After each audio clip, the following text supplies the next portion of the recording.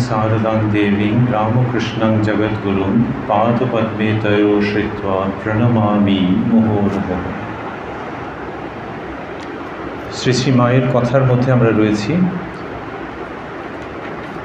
এই যে YouTube video হচ্ছে সেটির জন্যে আমরা শ্রী শ্রী মায়ের কথা প্রথম থেকেই আবার শুরু করেছি গত দিনে। যদিও স্বামী যোগানন্দজি মহারাজের এই পূর্ণ পৈতৃক ভিটায় এর আগে শ্রী শ্রী মায়ের কথা অনেক দূর আলোচিত হয়েছিল, কিন্তু আমাদের আনন্দ হয়েছে যে প্রথম থেকেই আবার আমরা শ্রী শ্রী মায়ের কথায় এই উপলক্ষে প্রবেশ করতে পেরেছি। গতদিন আমরা শুনেছিলাম যে স্মৃতিকথাটি, সেটির মধ্যেই আজকে থাকবো একটি দীর্ঘ স্মৃতিকথা, শ্রীমতী সরজুবালার স্মৃতিকথা। নাট্যজগতের যে বিখ্যাত সরজুবালা, তিনি নন, কিন্তু বোধহয় তার থেকেও ইনি বেশি বিখ্যাত হয়েছেন বা অচিরেই হয়ে যাবেন এই জন্যে যে শ্রী শ্রী মায়ের কথাতে তার অনন্য স্মৃতিকথা আছে মা সারদা দেবী সম্বন্ধে। প্রথম দর্শন 1317 সালে এটি আমরা শুনেছিলাম, এবং সেদিনের প্রসঙ্গে শ্রীমতী সরজুবালা বলেছিলেন, আমাদের এই শ্রীমতী সরজুবালা বলতে একটু সংকোচ লাগছে, সরজু দিদি বললে বোধহয় আরও ঠিক হবে। তিনি বলেছিলেন যে যখন খবর পেয়েছিলেন যে বাগবাজারে শ্রী শ্রী মাকে দর্শন করতে যাবেন, তখন সারা রাত, যেদিন খবর পেয়েছিলেন সেদিন সারা রাত ঘুমই হলো না। তার কারণ যে মায়ের কি এতদিনে দয়া হলো, এতদিনে তবে কি সুযোগ মিলল, এই সব তিনি ভেবেছিলেন। আমরা 2024-এ কিছুটা অনুমান করতে পারি যে এখন মা সারদা বিখ্যাত, দেশে এবং বিদেশে বহু বহু মানুষের দ্বারা তিনি পূজিত। কিন্তু এটি যে সময়ের কথা 1317, তার মানে 1910-এর কাছাকাছি কোনো সময়। আমরা মনে রাখছি শ্রী শ্রী মায়ের দেহাবসান 1920-তে। 1910-এ শ্রী শ্রী মা মোটেও জনসমক্ষে অত পরিচিত নন। সেই তাঁর কাছে যাবেন, তাকে দর্শন করতে পারবেন বলে একজন গৃহবধূ, তাঁর রাত্রে ঘুম আসছে না, সেখান থেকে তিনি আমাদের প্রণব মা। কারণ তখন মাকে যারা চিনেছেন, ভালোবেসেছেন, তার পায়ে সমস্ত ভক্তি আবেগ মিশিয়ে প্রণত হয়েছেন, তারা কিন্তু মাকে বিখ্যাত রূপে দেখেননি।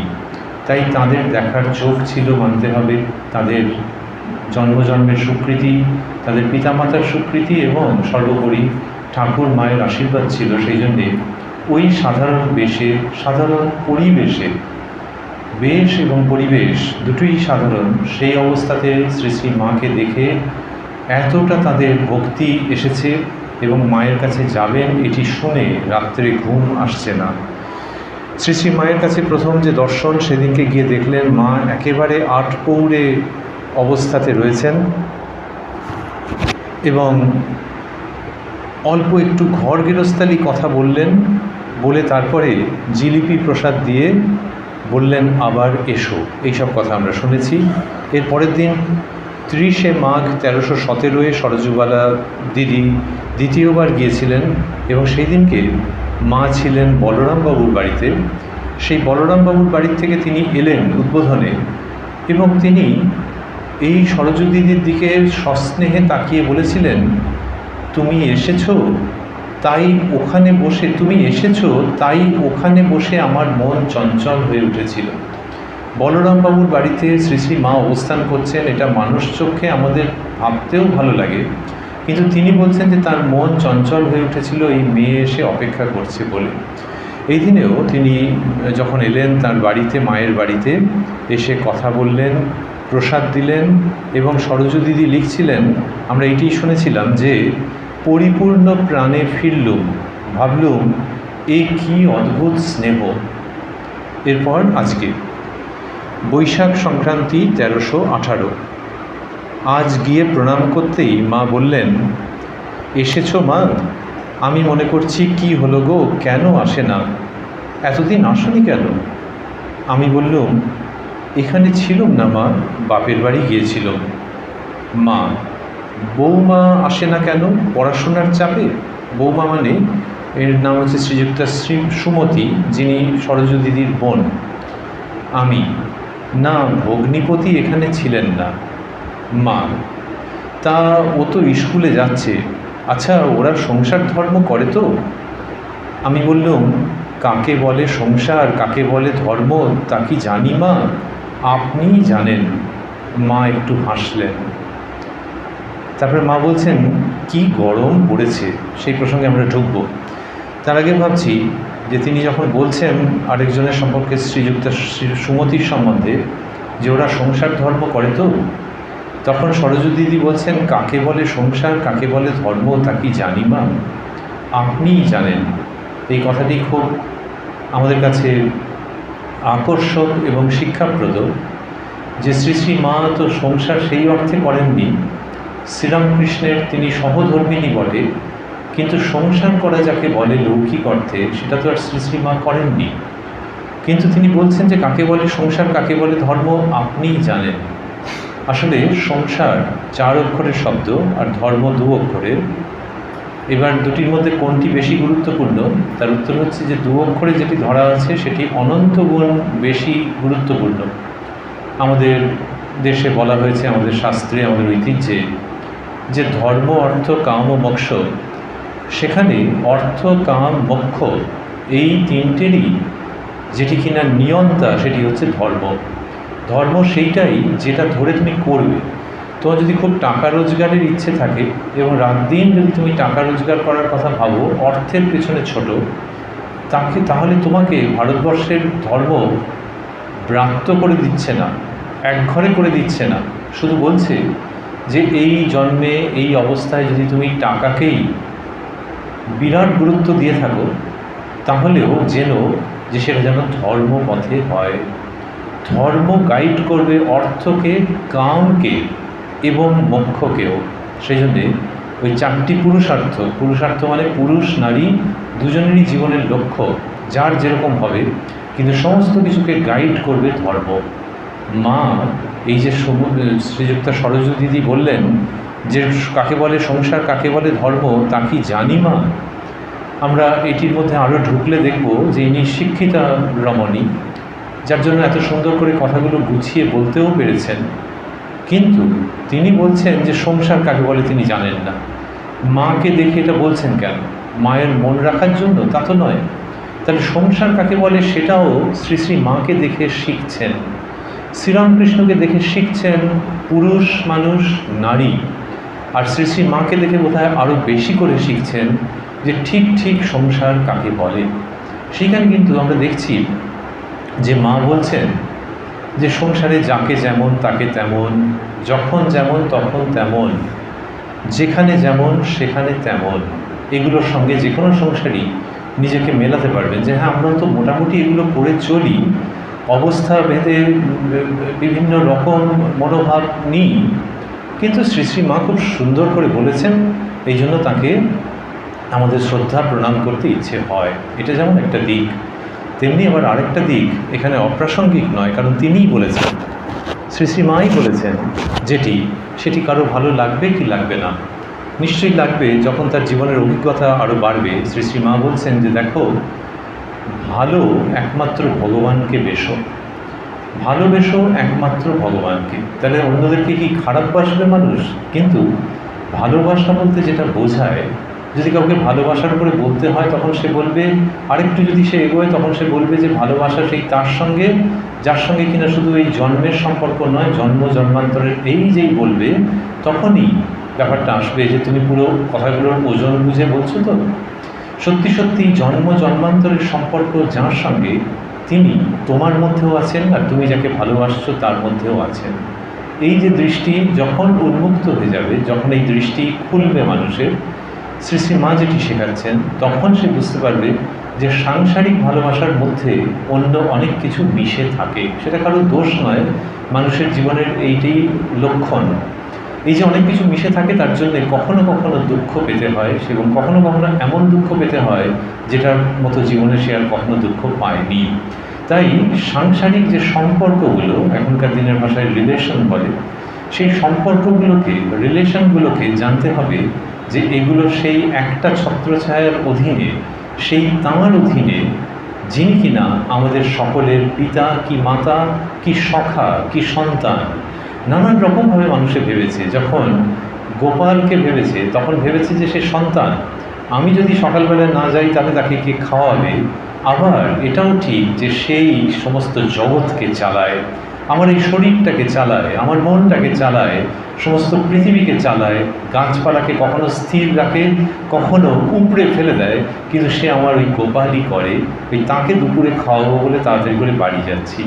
এই যে একজনের সঙ্গে সম্পর্ক, relation at its best, at its purest best, এইটি যখন মানুষের ভাবে, এইসব ইংরেজি বাংলা করে আমরা যা ভাবছি সেটি সুমধুর রূপে ধরা আছে শ্রী শ্রী মায়ের কথায়, যে দায়িত্ব করবে, দায়িত্ব কর্তব্য পালন করবে, কিন্তু ভালোবেসো একমাত্র ভগবানকে।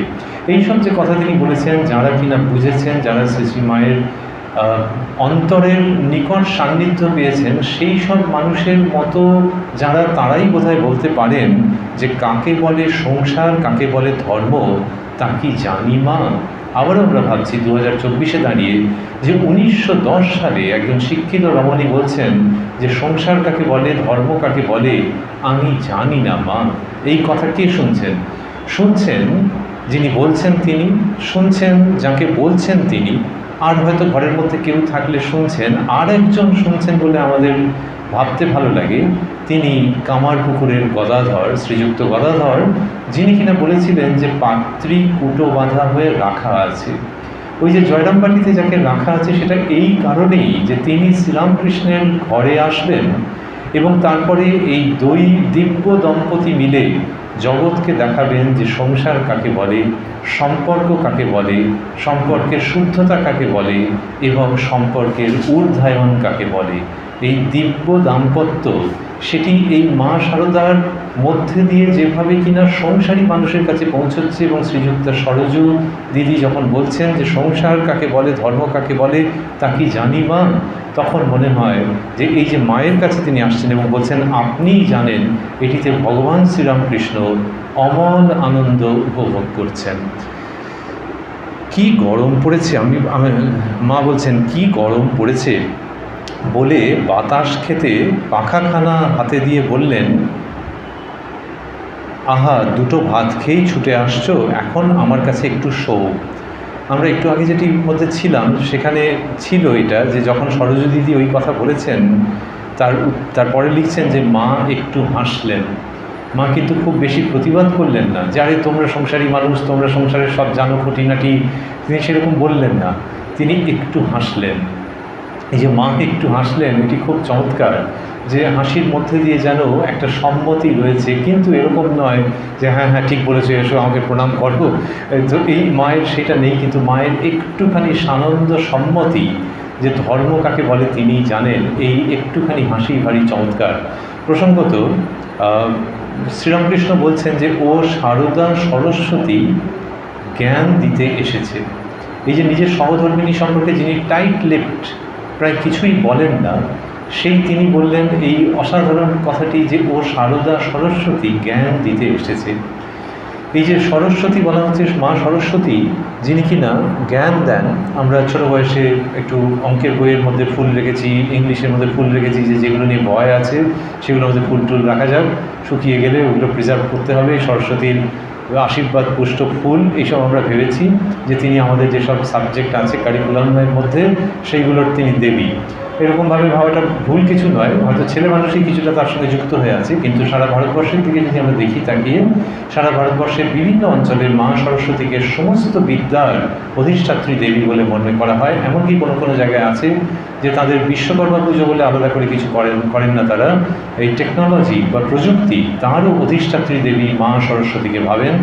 ডাক্তার তার যে বিদ্যা, তার যে পেশা, তার অধিষ্ঠাত্রী দেবী মা সরস্বতীকে ভাবেন। এটি ভারতবর্ষে প্রচলিত আছে বিস্তৃতভাবে।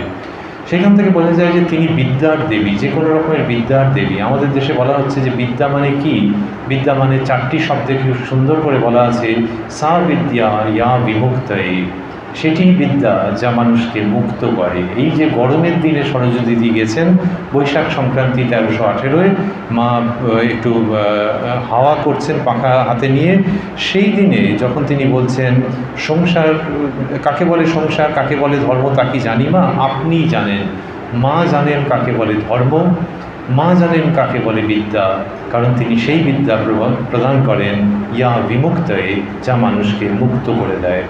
কি গরম পড়েছে বলে বাতাস খেতে পাখাখানা হাতে দিয়ে বললেন, আহা, দুটো ভাত খেয়েই ছুটে আসছো, এখন আমার কাছে একটু শো। এটি শ্রীরামকৃষ্ণের ক্ষেত্রে ঠিক পাওয়া যায় না এই ছবি। শ্রীরামকৃষ্ণ যখন বলছেন তখন ধর্মের কথা বলছেন, আর কেউ যদি ভুল করেও বলে ফেলেন যে আজকে খুব গরম পড়েছে, আমরা অনুমান করতে পারি যে ঠাকুর শ্রীরামকৃষ্ণ তাকে থামাবেন না, কিন্তু একটু একটু কথাবার্তার পরেই ঈশ্বরীয় প্রসঙ্গে তাকে নিয়ে চলে আসবেন। তো সেই দিকে ঈশ্বরীয় প্রসঙ্গে আসবেন, শুধু তাই নয়, কথা বলতে বলতে হয়তো তার মুখ উজ্জ্বল হয়ে উঠবে বিমল আনন্দে, এবং তিনি সমাধিস্থ হয়ে যাবেন। যারা একটু পুজো হয়ে বসেছিল তারা হয়তো সোজা হয়ে বসলো, যে উনি সমাধিস্থ হয়ে গেছেন আমাদের চোখের সামনে, একদম কোনো কথা বলা যাবে না, বাতাস যেন স্থির, যেন একটু থির করে কাঁপছে। শ্রীরামকৃষ্ণ সমাধিস্থ হয়ে এক অপার্থিব পরিবেশ তৈরি হয়েছে ঘরের মধ্যে। But this is far away from Shri মা অ্যান্ড হার অ্যাম্বিয়েন্স। তিনি যখন রয়েছেন তখন তিনি ওই সব সমাধির মধ্যে যাচ্ছেন না, মনকে যেন টেনে নামিয়ে রেখেছেন, যে ওই রকম হব না, তাহলে বাচ্চাদের সঙ্গে কথা বলবো কী করে। এটি যদি শ্রী মাকে বলা হয় তাহলে তিনি হয়তো বলবেন যে তোমরা যা বলছো একটু ভুল হয়ে যাচ্ছে, ঠাকুরই এরকম করছেন বাবা, কারণ জানো তো জগতের সকলের উপর তার মাতৃভাব ছিল, সেই মাতৃভাব বিকাশের জন্য এবার আমাকে রেখে গেছেন। তো ঠাকুরই তার মধ্যে দিয়ে করছেন, কিন্তু আমরা যখন আমাদের ক্ষুদ্র বুদ্ধিতে দেখছি তখন ভাবছি, আর মজাও লাগছে যে মা যে ধর্মের কথা বলতে বলতে, এবং এক্ষুনি সরজু দিদি ধর্মের কথা বললেন যে আপনিই সব জানেন, তারপরেই বলছেন যে একটু পাখা বাতাস, আহারে ভাত খেয়ে ছুটে এসছো। এটি শ্রীরামকৃষ্ণের ভঙ্গি নয়, তার ভঙ্গিটা একেবারে ঊর্ধ্বলোকের দিকে। আর শ্রীমা ঊর্ধ্বলোককে ছুঁয়ে আবার এই মাটির পৃথিবীতে এসে খুব আদর করতে পারেন, যে আদরের দ্বারা ভেতরের পশু মানুষে এবং মানুষ দেবতায় পরিণত হয়। তিনি বলছেন যে বাতাস খেতে পাখাখানা হাতে দিয়ে বললেন, আহা, দুটো ভাত খেয়েই ছুটে আসছো, এখন আমার কাছে একটু শো। এবার মায়ের কাছে শুতে বলছেন, এ তো ভীষণ সংকোচের ব্যাপার। মাকে নিচে মাদুর পেতে দিয়েছে, তার বিছানায় শুতে সংকুচিত হচ্ছি দেখে বললেন, তাতে কি মা, শো, আমি বলছি শো। অগত্যা শুলুম। মার একটু তন্দ্রা আসছে দেখে চুপ করে আছি। এমন সময় দুই একটি স্ত্রী ভক্ত এবং শেষে দুজন সন্ন্যাসিনী এলেন, একজন প্রৌঢ়া, অপরটি যুবতী। মা চোখ বুজেই বলছেন, কি অদ্ভুত ব্যাপার, চোখ বুজে বলছেন, জানি বুঝলেন কী করে যে কে এসছেন। এটা আমরা কোনো অলৌকিক বলবো না, কিন্তু ভালোবাসায় বোধহয় এরকম হয় যে নিঃশ্বাসের শব্দে বুঝতে পারা যায় যে কে এসছে। ওই জন্যে ওই যে বলছেন যে ভালো একমাত্র ভগবানকে বেশো, তো মায়ের সঙ্গে এগুলো সব ওতপ্রোত হয়ে আছে। একজন প্রৌঢ়া, অপরটি যুবতী। মা চোখ বুঝেই বলছেন, কে গো মা, গৌরদাসী এলে? যুবতী বললেন, আপনি কি করে জানলেন মা? মা বললেন, টের পেয়েছি। কিছুক্ষণ পরে উঠে বসলেন। গৌরদাসী মানে শ্রীযুক্তা গৌরী মা, যিনি ঠাকুর এবং মায়ের হাতে তৈরি এক অদ্ভুত অধ্যাত্ম প্রতিভা। কিন্তু ওই আর কি, মায়ের কাছে যখন আসছেন মায়ের একেবারে কোলের মেয়েটির মতো। মা বললেন, টের পেয়েছি। কিছুক্ষণ পরে উঠে বসলেন। যুবতী বললেন, বেলুড় মঠে গিয়েছিলাম, প্রেমানন্দ স্বামীজি খুব খাইয়ে দিয়েছেন, তিনি থাকলে তো না খেয়ে ফিরবার উপায় নেই। এই যে যুবতী মানে ওই যে একজন প্রৌঢ়া, অপরটি যুবতী। প্রৌঢ়া হচ্ছেন পূজনীয়া গৌরীমা, আর তার সঙ্গে আরেকজন কোনো ভক্ত মেয়ে আছে, এটি এখানে বলা হচ্ছে। তো তিনি বলেছেন যে আপনি কি করে জানলেন মা? মা বলছেন যে টের পেয়েছি। এবার তিনি বলছেন যে প্রেমানন্দজি খুব খাইয়ে দিয়েছেন ভালো করে, এটি হলো। তারপরে সরজু দিদি লিখছেন, যুবতী সিঁদুর পরেননি দেখে মা তাকে একটু বকলেন। পরে শ্রী শ্রী মায়ের কাছে আমার পরিচয় নিয়ে গৌরীমা একদিন তাঁদের আশ্রমে আমাকে যেতে বলে বললেন, সেখানে প্রায় 50-60 জন মেয়েকে শিক্ষা দেওয়া হয়, তুমি সেলাই জানো? তার আগে দেখছি যে ওই যুবতী সিঁদুর পরেননি দেখে মা বলেছেন, তাহলে এই তিনি সংসার করেননি সেই অর্থে বারবার আমরা বলছি। তার কারণ হচ্ছে যে সংসার করার মতো ব্যাপারটা হচ্ছিল, অথচ সংসার করেননি। 6 মাস শ্রীরামকৃষ্ণের সঙ্গে একই বিছানায় শয়ন করেছেন আমাদের মা শারদামণি দেবী।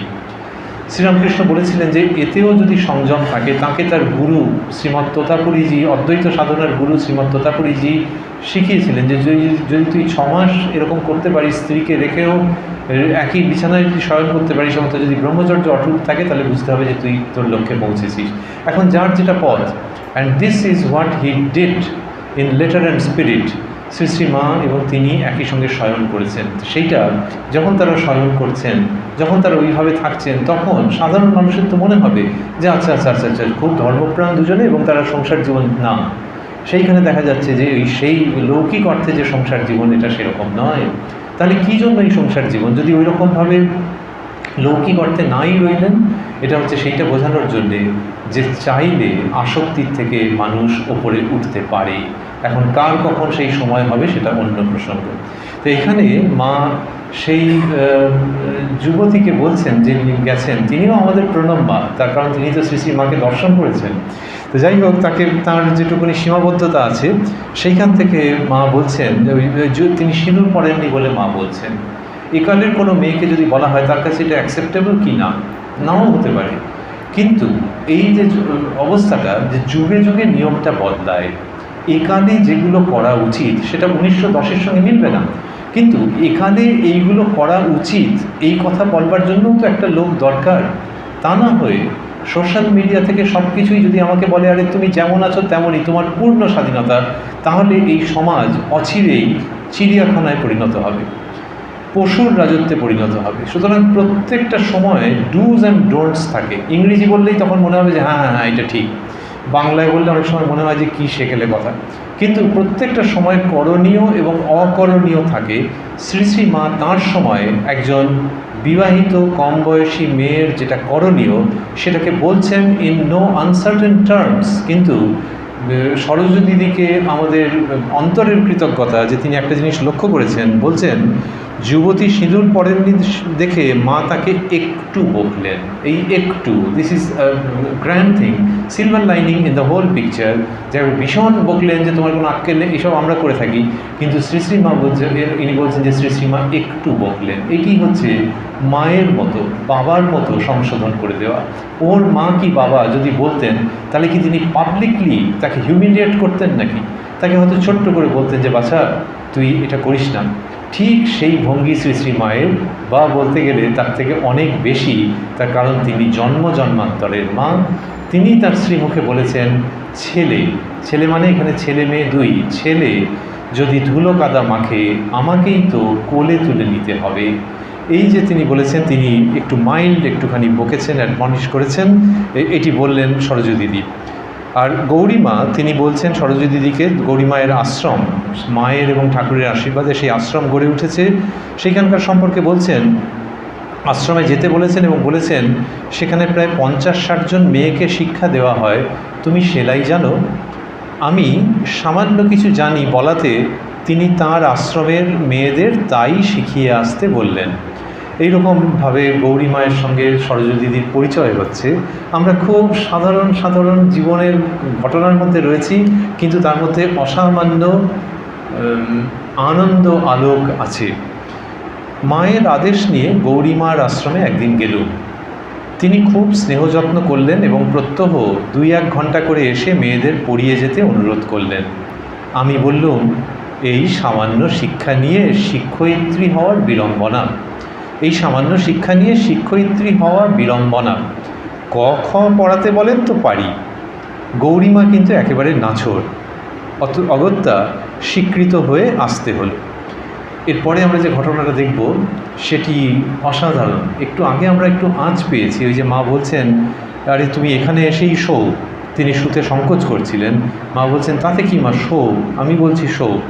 এই যে তার যে সংকোচ এবং সুশ্রী মা একদম কাছে টেনে নিয়ে শোয়াচ্ছেন, এইটা আমরা বলছি, ভাবছি যে এটা ঠাকুরের সঙ্গে খুব একটা হতো না। ঠাকুরের সঙ্গে একটা ব্যবধান থাকতো, একটা আধ্যাত্মিক ব্যবধান থাকতো, এবং তার শ্রী অঙ্গ স্পর্শ করতে গেলে people use to think twice যে তার গায়ে হাত দেবো। এমনই একটা আধ্যাত্মিকতার শুদ্ধ উত্তাপ ছিল সমস্তটার মধ্যে। কিন্তু শ্রী শ্রী মা এইরকমভাবে বলছেন, তারই অপূর্ব একটা আখ্যান আমরা দেখব খুব ছোট্টর মধ্যে। একদিন স্কুলের ছুটি হলে গৌরীমার আশ্রম হতে মায়ের শ্রীচরণ দর্শন করতে গেলুম। গ্রীষ্মকাল, সেদিন একটু পরিশ্রান্তও হয়েছিল। দেখি মা একঘর স্ত্রী ভক্তের মধ্যে বসে আছেন। আমি গিয়ে প্রণাম করতেই মুখপানে চেয়ে মশারির উপর হতে তাড়াতাড়ি পাখাখানি নিয়ে আমায় বাতাস করতে লাগলেন। ব্যস্ত হয়ে বললেন, শিগগির গায়ের জামা খুলে ফেলো, গায়ে হাওয়া লাগুক। কি অপূর্ব স্নেহ ভালোবাসা! অত লোকের মধ্যে এত আদর যত্ন! আমার ভারী লজ্জা করতে লাগলো। সবাই চেয়ে দেখছিল। মা নিতান্ত ব্যস্ত হয়েছেন দেখে জামা খুলতেই হলো। আমি যত বলি পাখা আমাকে দিন, আমি বাতাস খাচ্ছি, ততই স্নেহ ভরে বলতে লাগলেন, তা হোক হোক, একটু ঠান্ডা হয়ে নাও। তারপর প্রসাদ ও এক গ্লাস জল এনে খাইয়ে তবে শান্ত হলেন। স্কুলের গাড়ি দাঁড়িয়ে আছে, তাই দু একটি কথা কয়েই সেদিন ফিরতে হলো। গায়ে এই যে বলছেন যে তিনি গেছেন, গিয়ে দেখছেন একঘর লোক, এরকম মা একঘর স্ত্রী ভক্তের মধ্যে বসে আছেন। মায়ের অন্দরমহলে তো শুধু স্ত্রী ভক্তেরাই থাকতেন, কিন্তু তবু তার লজ্জা হচ্ছে। আর মুখপানে চেয়ে মশারির উপর হতে তাড়াতাড়ি পাখাখানি নিয়ে, এই মশারিটা কোথা থেকে এলো এটা বলা মুশকিল, কারণ স্কুলের ছুটির পর তিনি গেছেন। তো এখন এখানে যারা উপস্থিত আছেন অনেকেরই হয়তো মনে পড়বে যে আগে একটা সিস্টেম ছিল যে ঘরের মধ্যে মশারিটা টাঙিয়ে রাখা, ওই ওপরটা চালটাকে রাখা, পরের সাইডগুলোকে নামিয়ে দেওয়া রাত্রে। তো ওইরকম হয়তো মায়ের ঘরের মধ্যে ওর একটা ব্যবস্থা ছিল, এবং ওটা একটা মেকশিফট তাকের মতো কাজ করছে, যে মশারির ওপর ওই হাত পাখাটা রাখা আছে। তো সেখান থেকে পাখাখানা নিয়ে তিনি বাতাস করতে লাগছেন এবং বলছেন, শিগগির গায়ের জামা খুলে ফেলেন। গায়ের জামা খুলে ফেলেন মানে তখনকার দিনের ভক্ত মহিলা তো, ফলে ওপরেও আরও একটা চাপিয়ে টাপিয়ে এসেছেন। তা মা বলছেন যে ওটা খুলে ফেলো, গায়ে হাওয়া লাগুক। এবং তার লজ্জা করছে কেন? সবাই তো মেয়েরাই রয়েছে, তাহলে লজ্জা করছে কেন? লজ্জা করছে এই জন্যে যে এর প্রতি এত স্নেহ, এটাতে ওনার লজ্জা করছে যে এতজন তো রয়েছেন, তাহলে আমার প্রতি এত স্নেহ। এই লজ্জা কথাটাতে আমরা স্টিক করতে চাইছি, যে ওইটাতে এরকম মনে হচ্ছে যে যদি আমরা একজন কেউ থাকেন, তিনি সবাইকে প্রসাদ দিচ্ছেন, আমরাও কি প্রসাদ দিচ্ছি, হঠাৎ একজনকে দেখে তিনি বললেন, এই নাও নাও নাও বলে দুহাত ভরে প্রসাদ দিয়ে দিলেন, তখন তো তার লজ্জা করবে যে আমি কি স্পেশাল কেউ, অন্যদেরকে একটু একটু দিচ্ছেন প্রসাদই, কিন্তু আমাকে দুহাত ভরে দিয়ে দিলেন। এনার সেই রকম হচ্ছে যে অন্য মেয়েরা বউরা সব রয়েছে তো, কিন্তু আমাকে মা এত ভালোবাসছেন। এখন ব্যাপার হচ্ছে কি যে, আর তবু আরেকবার একটু শুনে নিই আমরা ওখানটা। তিনি বললেন, পাখা আমাকে দিন, আমি বাতাস খাচ্ছি, ততই স্নেহ ভরে বলতে লাগলেন, তা হোক হোক, একটু ঠান্ডা হয়ে নাও। এই যে সংকোচটা হচ্ছে মায়ের কাছে, যে তিনি আমাকে এত ভালোবাসছেন, এইটাকে বলা হচ্ছে যে অহৈতুকী স্নেহ, অহৈতুকী ভালোবাসা। অহৈতুকী ভালোবাসা ঈশ্বরের প্রতি মানুষের হয়। শ্রী শ্রী রামকৃষ্ণ কথামৃততে আছে যে বিরল অধিকারী যদি হন, ঈশ্বরকোটি যদি হন, তাহলে এরকম হতে পারে যে ঈশ্বরের প্রতি অহৈতুকী ভালোবাসা, যে কেন ভালোবাসছেন বোঝা যাচ্ছে না। এই ঈশ্বরের প্রতি অহৈতুকী ভালোবাসা, এটার কথা শ্রীরামকৃষ্ণ খুব বলেছেন, যে তোমার বুকের ভেতরটা টনটন করে উঠলো তার জন্য, কিন্তু কোনো কারণ বুঝতে পারা যাচ্ছে না। তোমার শরীর খারাপ নয়, মন খারাপ নয়, কোনো একটা অনাগত আশঙ্কার কথা ভাবনি, তাহলে ভেতরটা টনটন করে উঠছে, চোখ দিয়ে জল আসছে ঈশ্বরের কথা ভেবে। এটা খুব শুভ লক্ষণ, একটা শুভ মুহূর্ত একজন মানুষের জীবনে, যে অহৈতুকী ভালোবাসা যদি এরকম হয় যে তার জন্যে কোনো কারণ ছাড়া একটা টান তৈরি হচ্ছে। এইসবগুলো ঈশ্বরের সম্বন্ধে বলা হয়েছে। আর এখানে আমরা দেখছি ঈশ্বরই স্বয়ং অবতীর্ণ হয়ে মানুষের প্রতি অহৈতুকী ভালোবাসা ঢেলে দিচ্ছেন উজাড় করে। শ্রীরামকৃষ্ণ দিয়েছেন। আমরা যেখানে বসে আছি, যোগানন্দজি মহারাজ, তার যখন বিয়ে হলো, বাড়ির চাপে বাধ্য হয়ে বিয়ে করতে হলো। আর উল্টোপাল্টা টেলিগ্রাম গিয়েছিল, তখনকার দিনে যেরকম হয় যে মায়ের শরীর খারাপ, তারপরে এসে দেখা গেল যে বিয়ের সব বন্দোবস্ত হচ্ছে, এরকম আগেকার দিনে তো প্রচুর হতো। তা সেরকমভাবে তিনি বিয়ে করেছেন, কিন্তু করে যখন ঠাকুরের কাছে যাচ্ছেন না, তারপর ঠাকুর খবর পাঠালেন। তিনি সব জানতেন, তিনি একটা অন্য অজুহাত দিয়ে খবর পাঠালেন।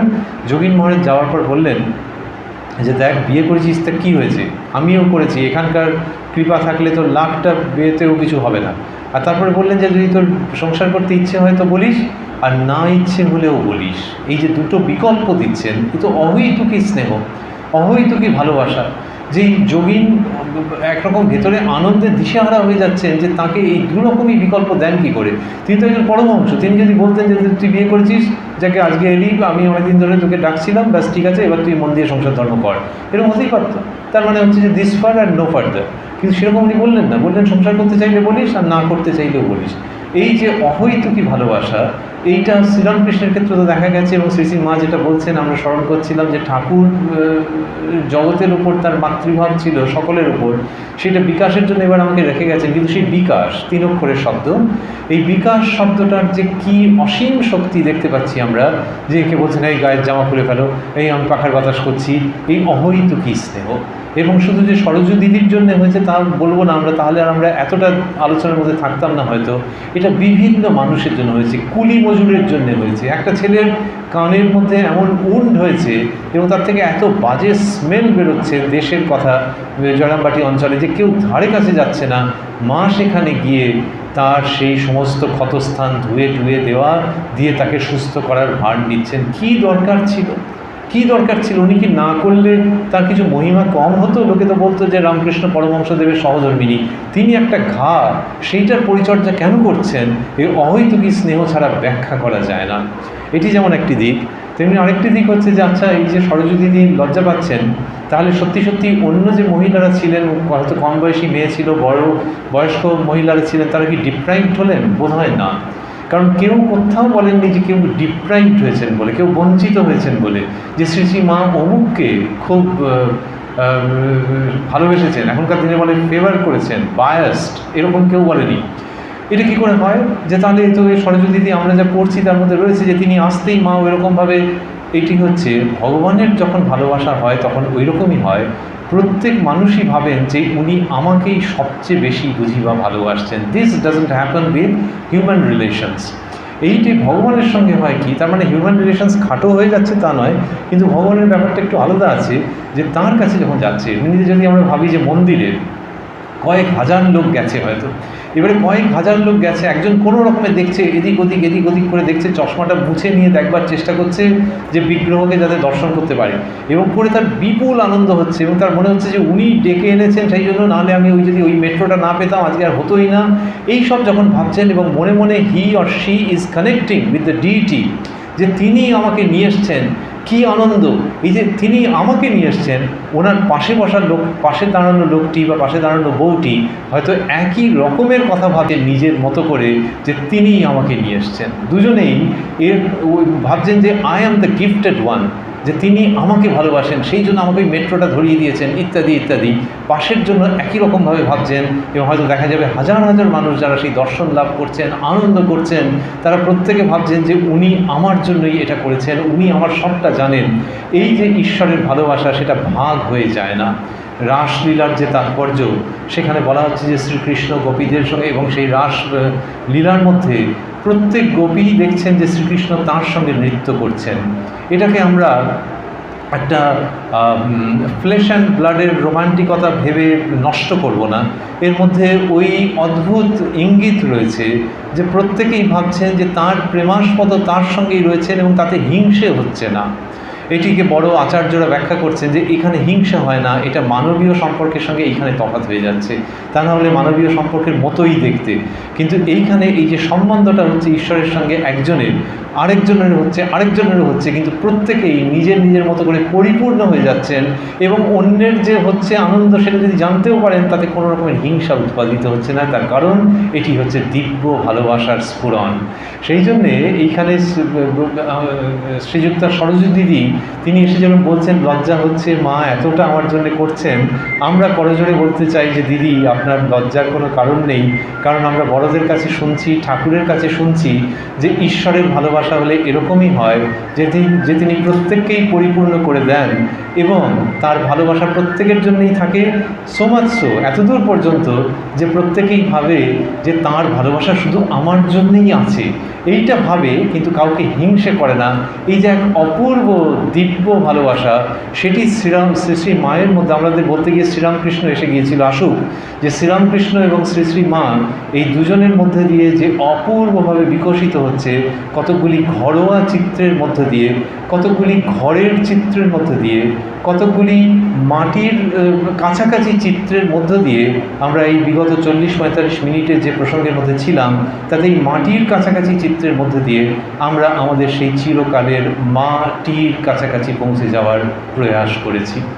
ওম জননীং শারদাং দেবীং রামকৃষ্ণং জগদ্গুরুং পাদপদ্মে তয়োশ্রিত্বা প্রণমামি মুহুর্মুহুঃ।